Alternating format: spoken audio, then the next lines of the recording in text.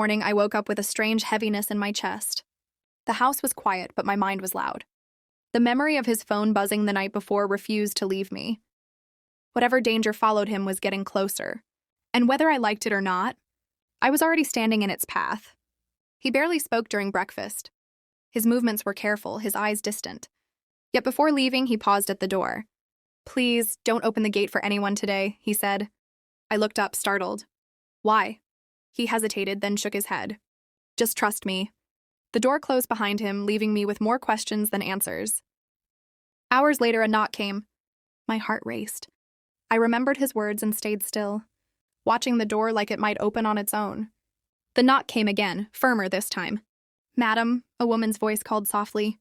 "Please, I need to speak with you." Against my better judgment, I opened the door just enough to see her. She looked ordinary, well-dressed, calm, polite. But there was something in her eyes that made my stomach tighten. "I won't take much of your time," she said. "I just need you to tell your husband that the agreement hasn't changed." My breath caught. "What agreement?" She smiled faintly. "He didn't tell you?"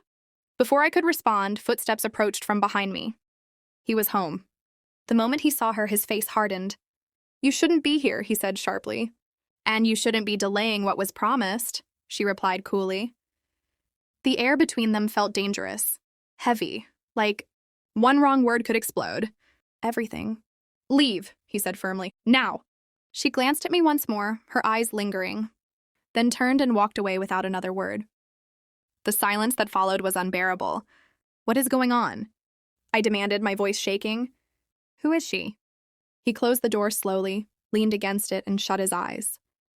When he finally looked at me, I saw fear, real fear. "The marriage," he said quietly.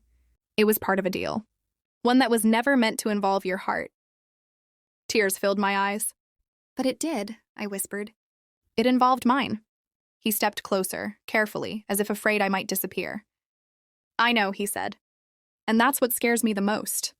That night, as we sat in silence, closer than before, but still surrounded by secrets, I understood something painful and true.